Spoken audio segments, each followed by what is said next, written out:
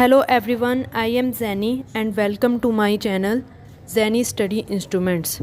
Before starting this video, I request you to subscribe my channel and press the bell icon as well to get notification of my new videos. The viewers who have subscribed to my channel are requested to watch the video till end so that you can understand the full topic.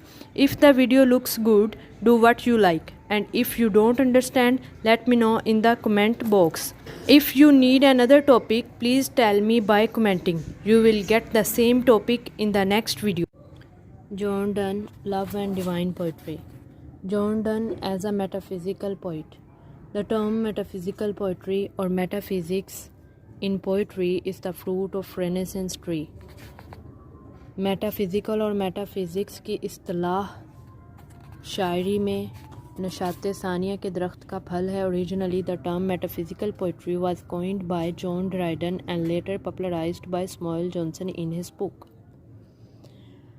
और असल में ये इस्तिलाह metaphysical शायरी की जो इस्तिलाह है वो John Dryden ने रखी थी और बाद में स्मॉल जॉनसन ने अपनी किताब में इसे लिख के मकबूल किया. The word Meta means beyond, after and physical means physical nature.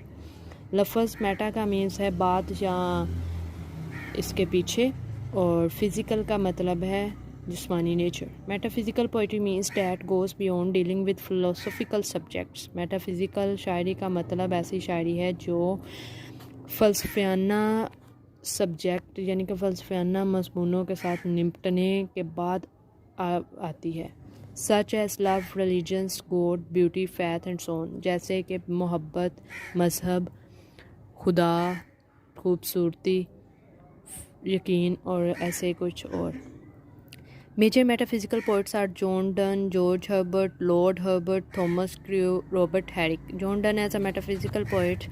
John Donne was the leader and father of metaphysical poetry. John Donne metaphysical poetry का बाप और बानी था. A leader is one who knows the way, goes the way and show the way. एक रहनुमा वो होता है जो रास्ते को जानता है, रास्ते पर चलता है और रास्ता दूसरों को दिखाता है. He was born in London at 22 January 1572. वह लंदन में पैदा हुए 22 जनवरी 1572 को. Done was the third of 6 children. Done 6 बच्चों में से तीसरे नंबर पर थे. His father also named John Donne, और उसके बाप का नाम भी जॉन डन ही था. His father dead in 1576 when done was 4 year old, living his mother. उसका फादर 1500, उसका बाप 1576 में वफ़ात पा गया जब डन सिर्फ 4 साल का था उसकी माँ को छोड़कर. The occupation of John Donne, poet, priest and lawyer. John Donne का पेशा था शायर थे, पादरी थे और वकील थे. The subject of his poetry was love, sexuality, religion and death and his literary movement was metaphysical poetry. और जॉन डन की शायरी के जो मज़मून थे वो मोहब्बत थी, जिन्स थी, मज़हब था, मौत थी. और उनकी जो अदबी तहरीकें थी वो मेटाफिज़िकल पोइट्री थी.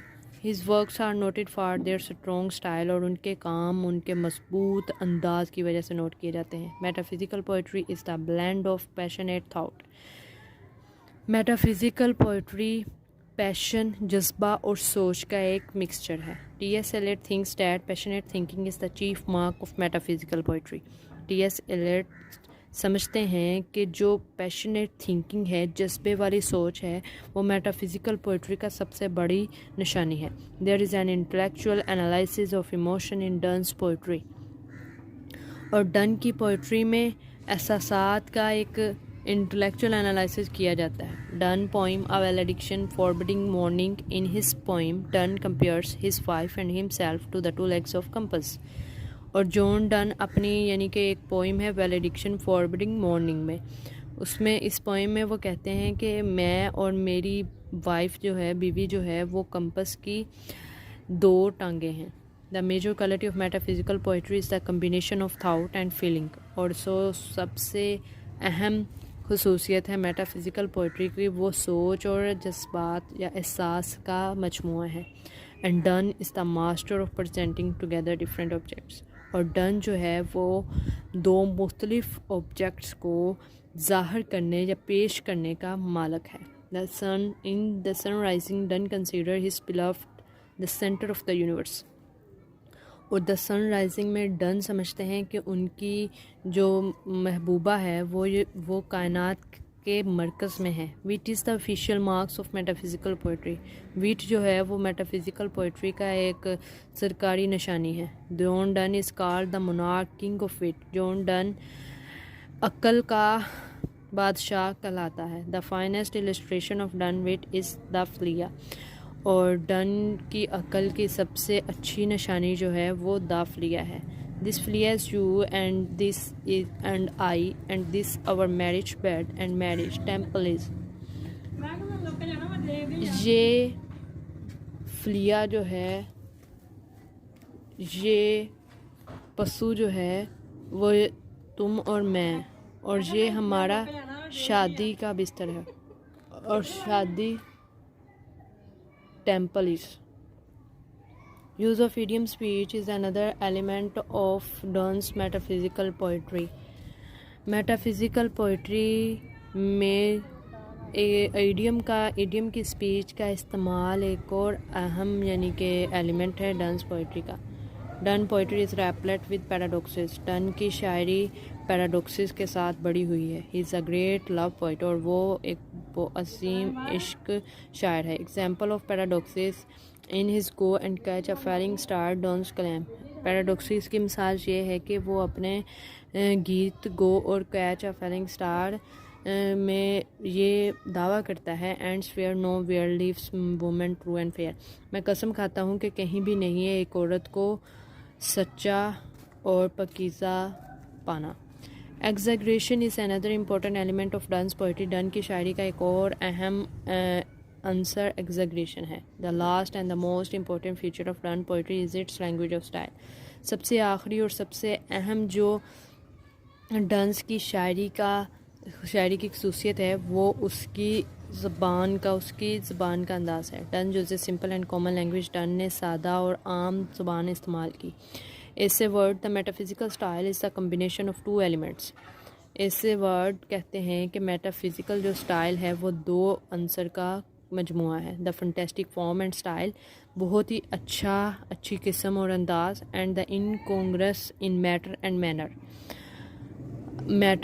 मैनर में जो मतजलजल, इन दो कम्बिनेशन का मेटाफिज़िकल स्टाइल दो एलिमेंट्स का कम्बिनेशन है। Therefore it is proved that Donne is a great metaphysical poetry. पर साबित हुआ कि डन एक अजीम मेटाफिज़िकल पोइट है। He likes this kind of poetry.